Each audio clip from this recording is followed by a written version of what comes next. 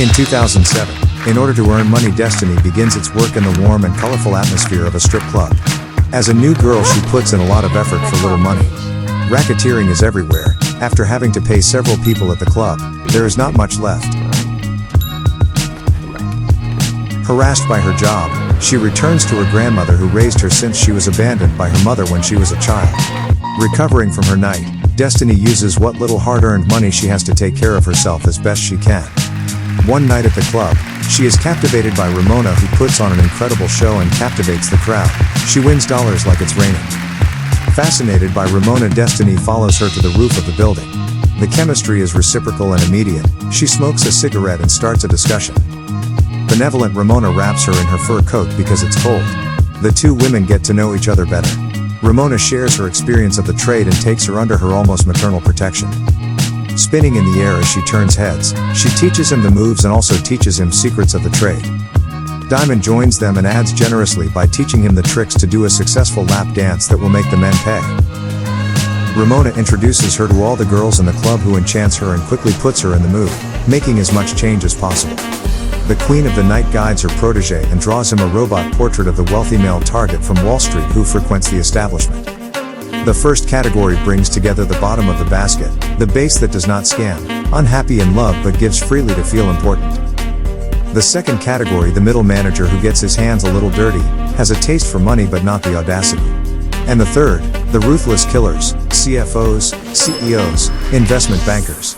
They can be humiliating, possessive, aggressive and violent. Untouchable thanks to their relationships. For them everything has a price and their thirst for dominance is bestial. Now Destiny cleverly hides her money in her boots to avoid the male vultures of the club. The two have fun buying without counting in the big luxury brands. Love that. Bonds are woven, they become very close, and Destiny meets Ramona's young daughter. Destiny learns quickly and settles into a new apartment. She settles her grandmother's debts and resumes her studies. She has customers who buy her gifts and take care of her. The young newcomer is very much appreciated. The men are ecstatic and buys a brand new car. Perfect. After the effervescence of the market halls, the golden boys of Wall Street like to make it rain money in the heat of the nights punctuated by strippers. One night, Usher walks into the club. Naturally, the DJ plays his songs, causing all the girls to be on stage dancing for him. Everything is glamorous and cool under the neon lights and glitter. The money is flowing. Suddenly in 2008, the recession hits and Wall Street experiences one of its biggest financial crises. Destiny is pregnant and logically worried about the future. In 2011, she finds herself alone to support her daughter and her grandmother. Cornered, she calls her former favorite client. Unfortunately, he is bitter to find that he is now married and cannot give her anything. She tries to get a job in a luxury business, but her resume doesn't match the position.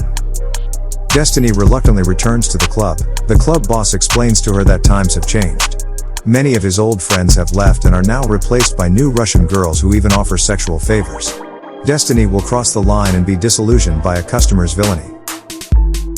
In a restaurant, Ramona tells her what she did to cope with the situation. Ramona and Mercedes had obtained regular jobs in a business. The money was barely enough and Ramona's boss was a complete bastard. One night at the club, after an unattractive private showcase, Ramona finds Annabelle crying alone in the locker room. Her family disowned her after finding out she worked there. Ramona asks her if she likes sin. The plan to scam Golden Boy Freak was as follows. She recruits the seductive Mercedes, who hooks up with a target, Spencer, finally chosen in a bar. Ramona and Annabelle join her, make the individuals drink until drunk before bringing him back to the club, where she has negotiated a percentage on all his drinks. Then she empties his credit card with his alcoholic consent before sending him home drunk in a taxi. Sometimes things didn't quite work out as planned.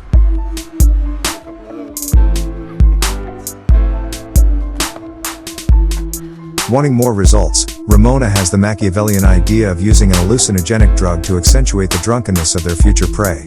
She details a Destiny our plan, ketamine and MDMA. Faced with the displayed indecision, she adds truthfully that her finance vampires have put families on the street, robbed and plundered this country without suffering the slightest conviction for their crimes. The game is rigged, the working class is stripped and you have to fight to survive. Again the same refrain, charm Gary, seduce Gary with several people, make Gary drink by drugging him with a mixture of ketamine and ecstasy, then brought the dead drunk victim back to the club. There, she smokes her credit card without the least scruples. Everything's good. Ramona, Destiny, Mercedes and Annabelle make wads of cash. The champagne flows freely and a monumental toast is raised in honor of this generous Gary. To limit the risk, the two dancers improvise themselves as chemists and are obliged to test the product. Once the right mix has been found, business resumes and the list of former club clients is very extensive. A photo irresistibly attracts him to the meeting and will be the case for many other thugs in costume. The lives of her wives take on beautiful colors and she shares her financial happiness with their delighted loved ones. Now managing their business like a real boss, she adorns herself with the most beautiful dresses highlighting their devastating assets. The clients are so excited by the charm of his women that they are obliged to hire girls who are much more intimate. An ad on Craigslist leads us to business lunches, a job interview at a mall snack bar. The profiles are different and Ramona's attention goes directly to the luscious owner of the dog Brucey. Dressed and embellished as it should be. The work begins after the recommendations and the illicit substance that Ramona provides them. Some nights the girls brought over $100,000 to the club. Everyone had a smile and touched their share of the cakes. They started at the bottom of the ladder but now ran a thriving business. Ramona entertains at her home and offers a sumptuous Christmas party where everyone is pampered. Laughing together, they all give each other gifts. It's a family of fortune that particularly warms the heart of Destiny. The moment is immortalized. The dinner is hearty and lively. They dance and live a dreamy New Year's Eve. Their success shows, so one night in 2013 they see other girls copying their business strategy at the club. Preferring the autonomy and independence it provides, Ramona decides to receive pigeon clients in hotel rooms or in their own homes. This means more money earned but also less security. Faced with the absenteeism of their daughters, they have no choice but to recruit new ones. The luscious redhead Dawn is immediately very complicit with Ramona to the great dam of Destiny who cannot hide her overwhelming jealousy. Dawn was doing the job and got them $50,000 from the start, but his addiction to drugs and his emotional instability bothered Destiny. One night, Destiny receives a panic call from Mercedes. A drug customer jumped from the roof and missed the pool, landing on the concrete. Not without difficulty, they managed to get the naked client into a car and drop him off, not without risk and falsely panicked, at the nearest hospital. Having fallen behind to pick up her little girl, Destiny drops her off at school without realizing that her Afrolantian outfit from the day before is heavily stained with blood. After this grueling ordeal, she will experience the sadness of discovering her grandmother who died on the couch. During the funeral, Ramona will support her affectionately, comforting her with sincere love.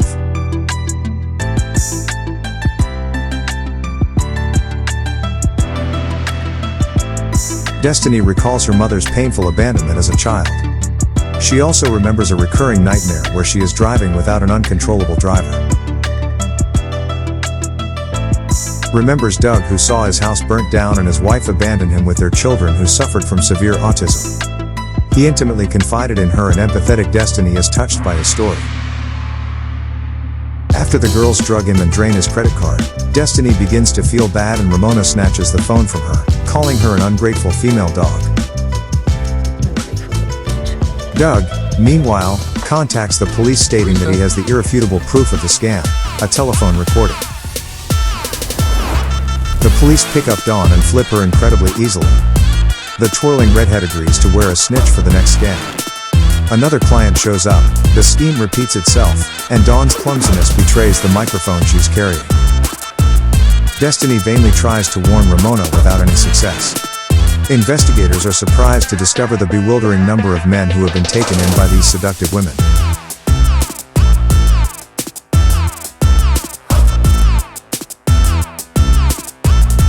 At the bend of an ATM, they will corner Ramona who is filling up with cash.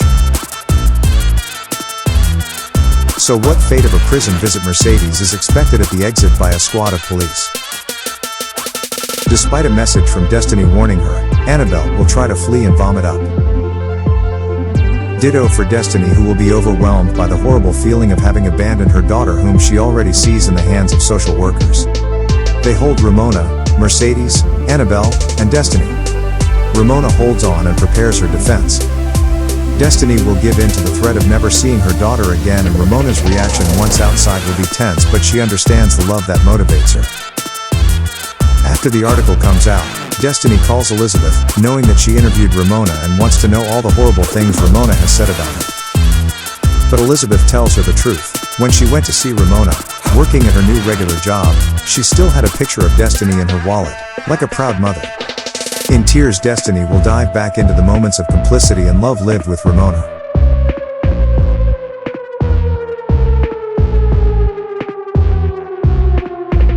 Ramona will conclude her interview by saying that the United States of America is a strip club. There are those who throw the tickets and those who dance.